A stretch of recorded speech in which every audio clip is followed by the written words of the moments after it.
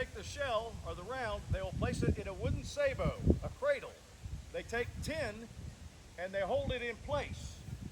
They attach the powder bag to it, and when they load the round, powder it burst. You do it this, you won't get a bang.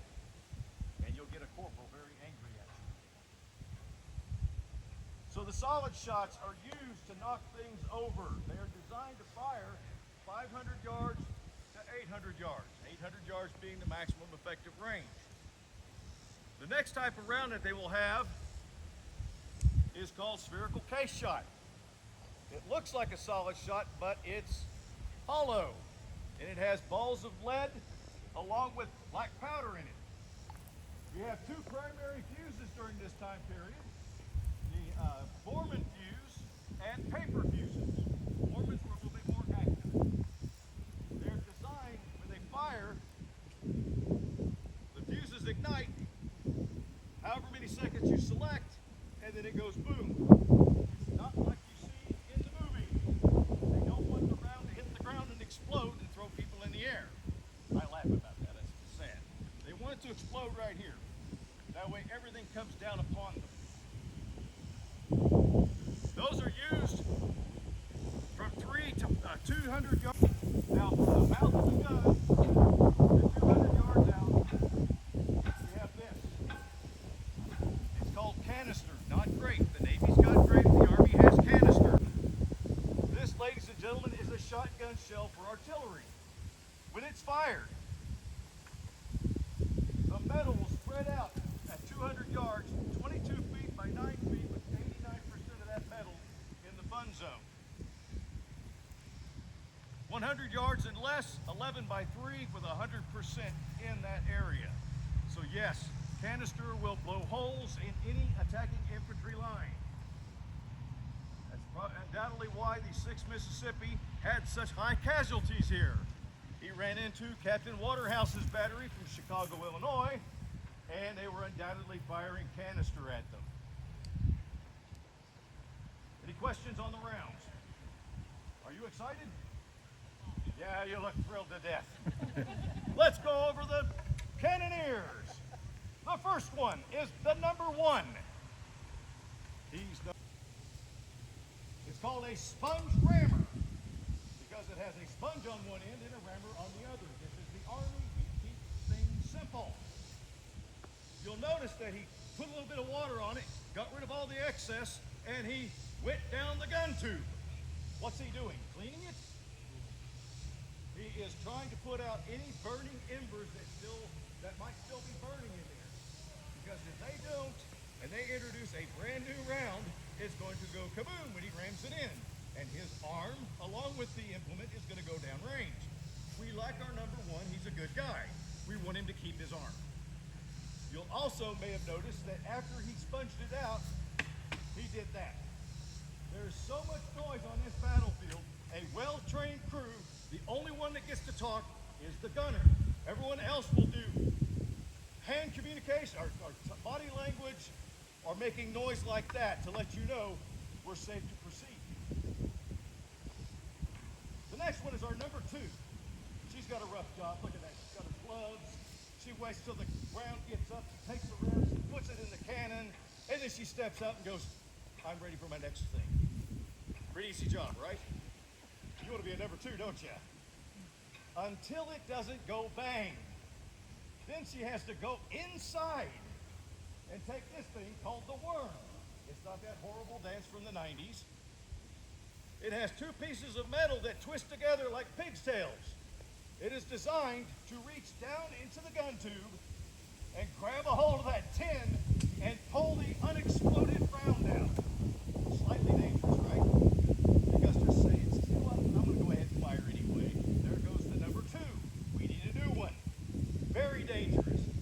And you thought she had it easy. The next is our number 3. We like to refer to them as the safety of the gun. His first weapon of war is the thumb stall. It's a piece of leather that has another small piece of leather with horsehair usually packed inside to prevent his thumb from burning, because he has to take that thumb and place it over the vent to deny oxygen, because fire needs oxygen. on there when they sponge it and when they load it. Because if we don't, we might have a untimed explosion. The next thing he has is the priming wire. Piece of brass or metal of any kind. He will take that, go down into the bin, punch a hole in that powder bag. I know it has this golden ring on it. He doesn't do it like this. Don't put his fingers in there because it might explode. And there goes his fingers. He holds it like this. Boom! Wow, that was close, right? Last but not least, in order to be a number 3, you have to have superhuman strength.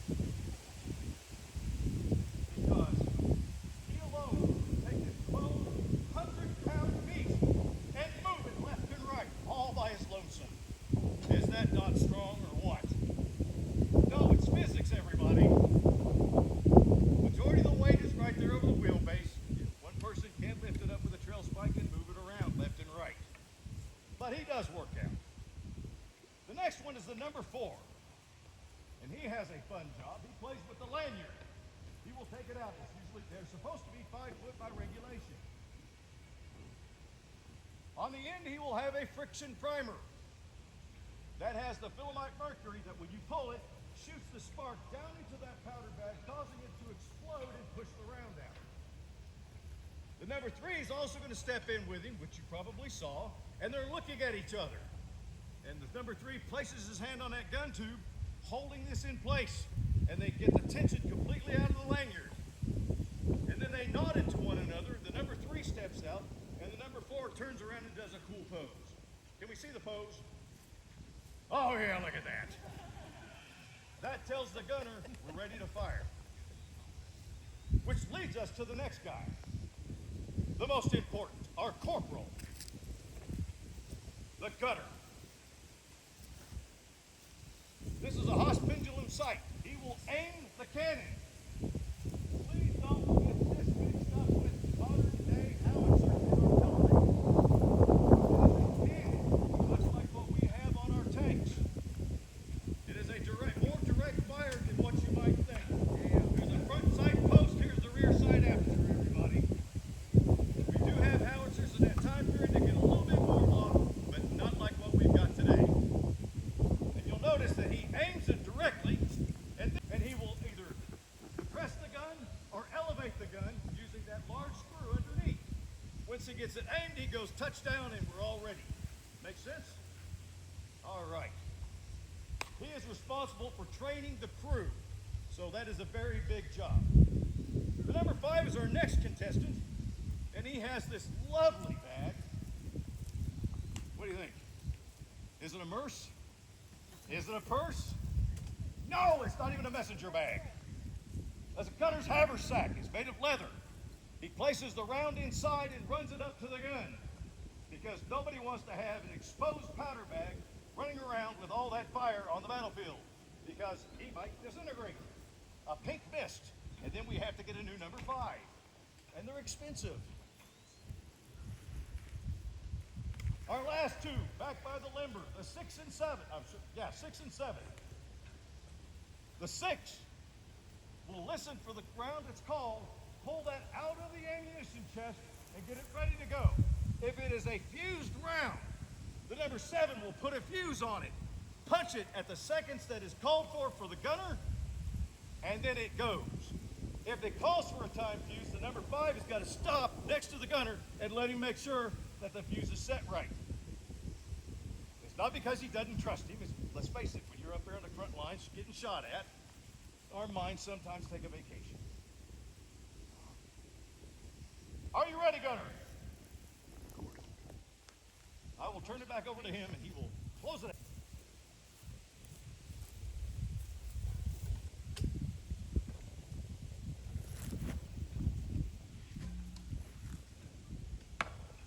Wait, it's ready. It's going to fire.